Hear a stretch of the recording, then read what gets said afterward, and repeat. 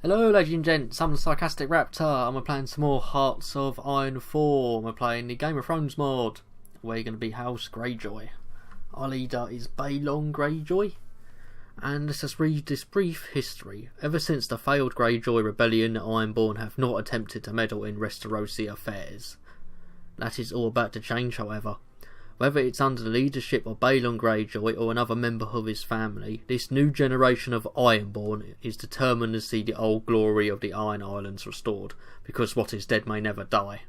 And we shall get right into this and see what we have to use against the Iron Throne. Welcome to the Seven Kingdoms, and I have my great Ironborn empire with Field Marshal Iron, or Eon, and Tenniscore. And these divisions might need to be changed up in terms of their names. But yeah, we have Pike as our capital. Harlaw, Oakmont, not Orkmont. Black Tide, Great Wick, Saltcliffe, and Old Wick, and we have Pike, obviously. And one thing I'm really impressed by is they get their own focus tree. And I think I'm going to go right with Theon Great. Oh, I can't. Damn. Awkward turtle. Let's have a look. So let's see what's good. Lessons of the Greyjoy Rebellion. I think it'll be good. Yeah, let's see how much we can actually progress as this goes along and what happens in the Seven Kingdoms. Oh, what a surprise! Serious allegations were directed at King Robert's eldest son Joffrey during a preliminary meeting earlier today. This has dealt a serious blow to the King's authority, while Queen Cersei Lannister has openly called this a ploy of Ned Stark's to oust the Lannisters from the royal court. Other members of the royal family did not comment on these rumours. Time for a cheeky upgrade. Theon Greyjoy returns. He will become leader of the remove the national spirit neutral foreign policy. I get plus 150 political power. He becomes a general and a naval commander. Get in here, Theon Greyjoy, you cockless bastard. So just little things I noticed while just showing how good this mod is. Balon Greyjoy is leader of the non-aligned party. Euron Greyjoy is leader of the fascist party. The Communist Party is led by Yara Greyjoy, and the Democratic Party is led by Theon Greyjoy. Absolutely fucking love it. So we managed to get some manpower through limited conscription, and now I changed my unit templates, renamed them slightly. We now have the Ironboard Lads and the Salty Pirates. And other things to make a note of. Let me just find it. Yeah, Theon Greyjoy is leading my army and my navy. Mr. Theon Greyjoy. He's a really talented guy. So it appears, if I was to go into current wars, the Stark and the Crown lands are fighting each other. That's probably going to end very badly for the Starks at the moment, so I'm just going to bide my time and try and be a little sneak and see what I can achieve as those wars are progressing. Wonder what I'm up to with that naval invasion. News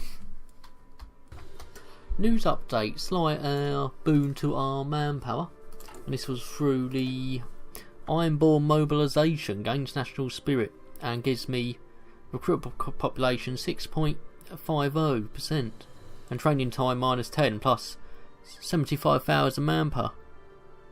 I'm now getting Ironborn promote drowning. It might not be the most ethical of terms, but it gives me a lot more men, so as far as I'm concerned, the drowned god will be very pleased. In other news, the House Stark war against the Lannisters there's been a lot of casualties, over 1.4 million, but in more news, I'm looking at you, House Bolton. I've just joined the Lannisters, you traitorous bastards.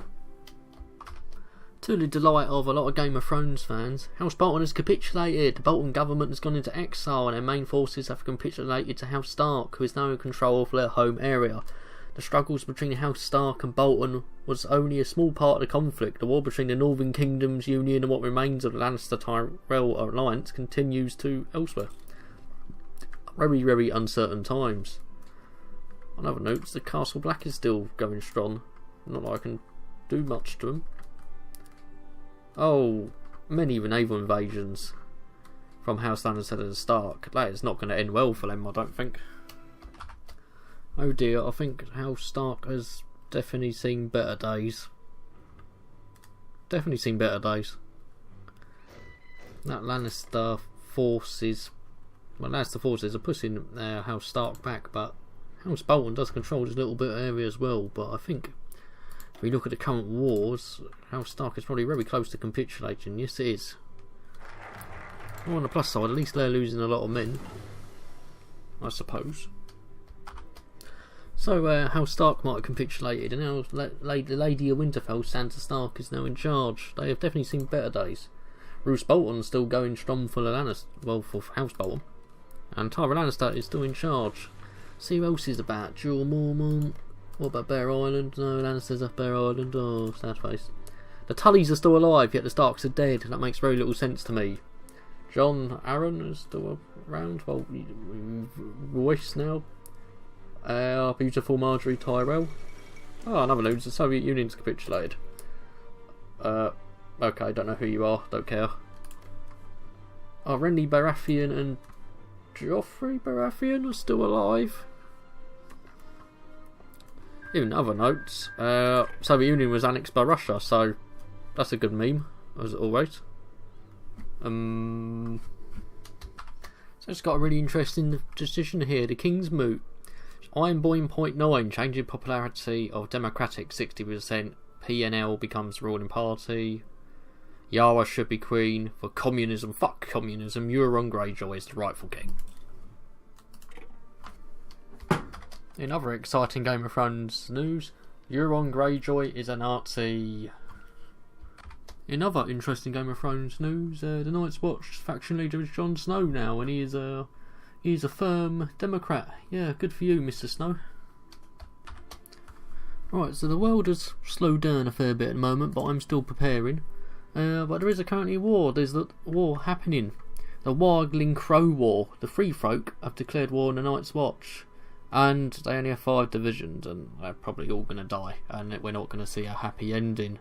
Up the Free Folk. Oh shit, for the first time in 1,000 years, or maybe in just general, the Castle Black has fallen. The wildlings are swarming through the wall. This is not good. Is that the Shadow Tower? Yes, it is. And East Watch by the sea. What's over here? Driftwood Hall. Oh, goodbye, Night's Watch. It was nice to know you, and goodbye, Jon Snow. So the time has come. I think I'm finally going to declare war on people. And I think House Lannister, you're really, really nasty men, and that's justification enough for me to try and conquer you. We'll just take everything. Which also justify war on House Tyrell, because why not?